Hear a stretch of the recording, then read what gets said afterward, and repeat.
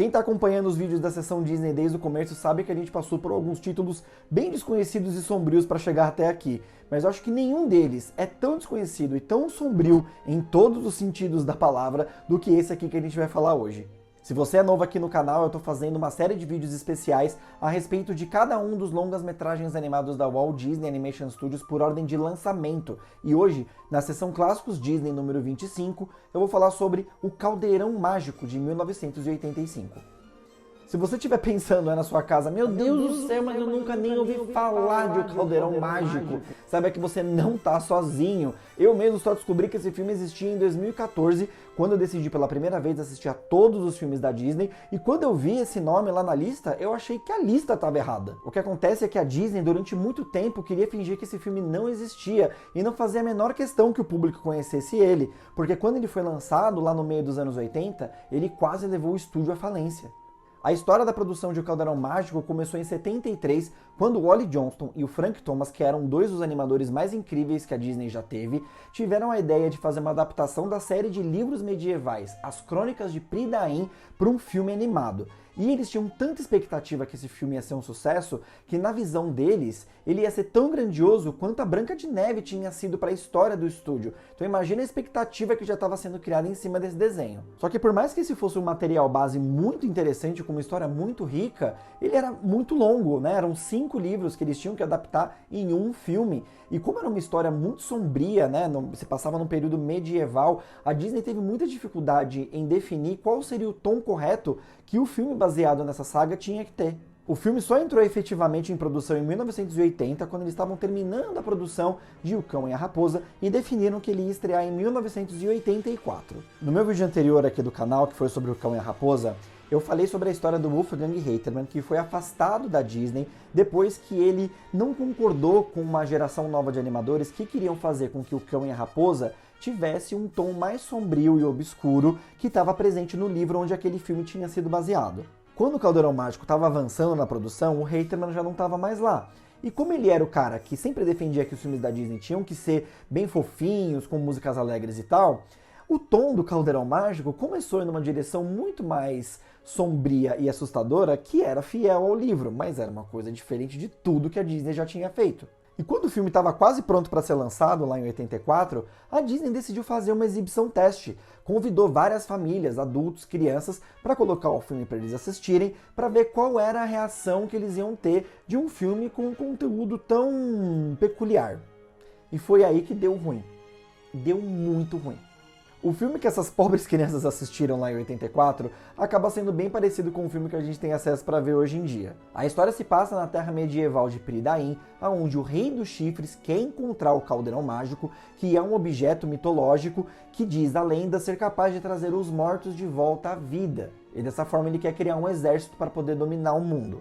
E para descobrir aonde o caldeirão está escondido, ele sequestra uma porquinha chamada Hen Wen do jovem cuidador de porcos Taran, que não sabe que sua porquinha tem poderes de clarividência. Então Taran sai numa jornada para resgatar a porquinha dele e tentar descobrir primeiro aonde está o caldeirão mágico para evitar que o Rei de Chifres conquiste o mundo.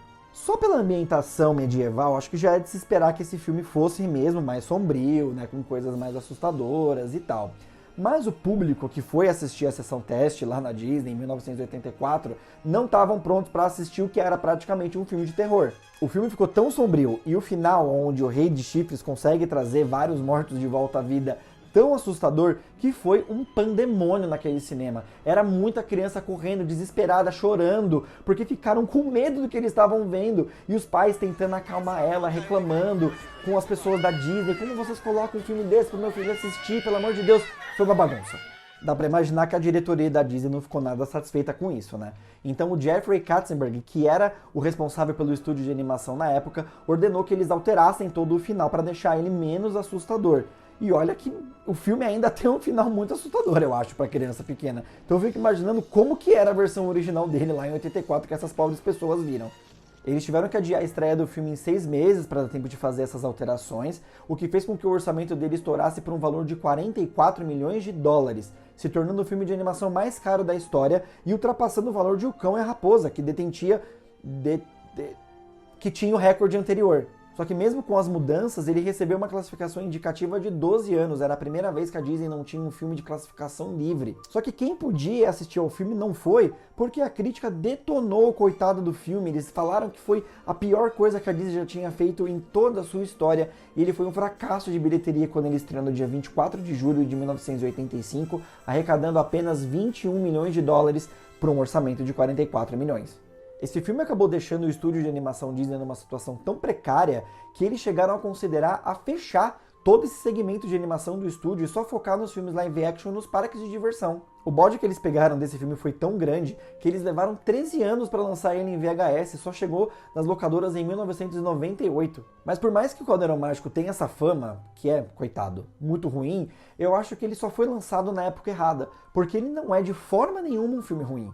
Eu admiro muito a coragem que eles tiveram de fazer um filme assim, porque até aquele momento, ali nos anos 70, depois que o Walt Disney tinha morrido, eles estavam meio que jogando onde era seguro, não estavam inovando de verdade em nenhuma produção. E aqui eles decidiram fazer uma coisa diferente para ver como é que ia ser. Não deu certo, mas pelo menos eles tentaram. E esse filme também foi pioneiro porque foi a primeira vez que o público teve contato com uma animação gerada por computador. Algumas cenas do caldeirão e de um barco que os personagens usam foram criadas usando computadores. Imagina, isso foi um grande passo que eles deram. Em praticamente todos os aspectos, o Caldeirão Mágico é um filme único. E ele teve o azar de ter sido lançado numa época que as pessoas não estavam preparadas para ele. Mas se ele tivesse sido lançado recentemente, agora que a gente teve aí uma leva de coisas medievais fazendo muito sucesso, com certeza ele seria bem recebido. E agora que qualquer um consegue assistir ele no Disney Plus, cara, ele tá encontrando aí toda uma nova geração de fãs que ele não tinha tido oportunidade de ter antes. Ele realmente merece uma segunda chance. Mas mesmo gostando do filme, não dá pra negar que ele deixou o estúdio em apuros e eles iam muito em breve depender mais uma vez do sucesso de um rato para continuar existindo. Mas eu conto mais sobre isso no próximo episódio de Sessão Disney, então não deixa de se inscrever no canal e de clicar no sininho para receber a notificação de quando eu colocar no ar o vídeo sobre a produção de As Peripécias de um Ratinho Detetive. Um forte abraço e até a próxima!